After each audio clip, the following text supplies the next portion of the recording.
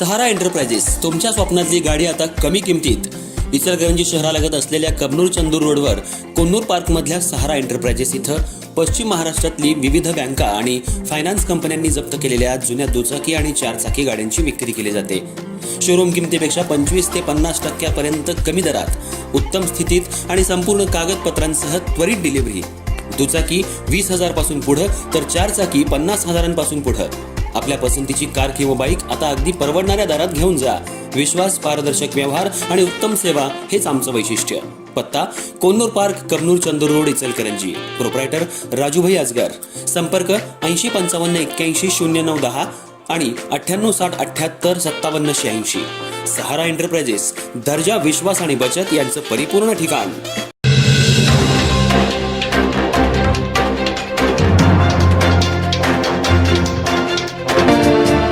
इचलकरंजी शहरातील यंत्रमाग उद्योगात मजुरी वाढीच्या मागणीवरून संघर्ष अधिक तीव्र होताना दिसतोय.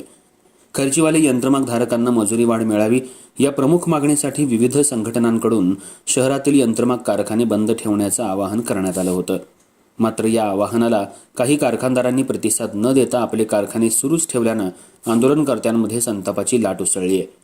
या पार्श्वभूमीवर आज जवाहरनगर, गणेशनगर तसंच शहरातील इतर काही भागांमध्ये आंदोलकांनी थेट कारखान्यांमध्ये जाऊन आंदोलनाचा आक्रमक पवित्रा घेतला.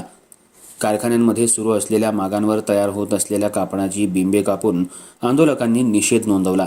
अचानक झालेल्या या प्रकारामुळे परिसरात काही काळ तणावपूर्ण वातावरण निर्माण झालं. मजुरी वाढीच्या मागणीवरून यंत्रमाग धारक आणि कारखानदार यांच्यात गेल्या काही दिवसांपासून वाद सुरू आहे.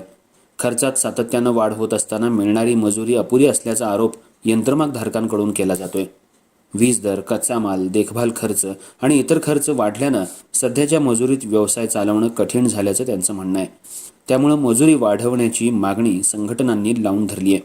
दुसरीकडे काही कारखानदारांनी बाजारपेठेतील मंदी, तयार कापडाला मिळणारा कमी दर आणि आर्थिक अडचणींचा दाखला देत मजुरी वाढ देणं सध्या शक्य नसल्याचं स्पष्ट केलंय. त्यामुळे दोन्ही बाजूंमध्ये संघर्ष अधिक चिघळतोय. आज झालेल्या आंदोलनादरम्यान काही ठिकाणी आंदोलक आणि कारखानदार यांच्यात जोरदार वादावादी झाली. कारखान्यात घुसून बिंबे कापल्यामुळे कारखानदारांनी नाराजी व्यक्त करत अशा प्रकारांमुळे आर्थिक नुकसान होत असल्याचं सांगितलं. काही ठिकाणी शाब्दिक चकमकीही झाल्या. परिस्थिती हाताबाहेर जाण्याची शक्यता लक्षात घेत पोलिसांनी काही भागात धाव घेत परिस्थिती नियंत्रणात आणण्याचा प्रयत्न केला. या घटनेनंतर शहरातील यंत्रमाग उद्योग पुन्हा एकदा अस्थिरतेच्या भोवऱ्यात सापडलाय. कारखाने सुरू ठेवायचे की आंदोलनाच्या समर्थनार्थ बंद ठेवायचे असा मोठा प्रश्न आता कारखानदारांसमोर निर्माण झालाय. अनेक कारखानदार संभ्रमावस्थेत असून परिस्थिती पाहून पुढील निर्णय घेणार असल्याचं समजतंय. दरम्यान मजुरी वाढीच्या मागणीवर तोडगा न निघाल्यास आंदोलन आणखी तीव्र करण्याचा इशारा संघटनांकडून देण्यात आलाय.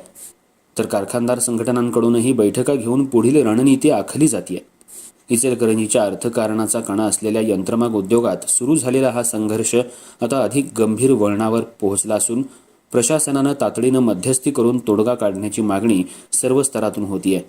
शहरातील हजारो कामगार, यंत्रमाग धारक आणि कारखानदार यांचं भवितव्य या वादाच्या निकालावर अवलंबून असल्यानं सर्वांचं लक्ष आता पुढील घडामोडींवर लागलंय.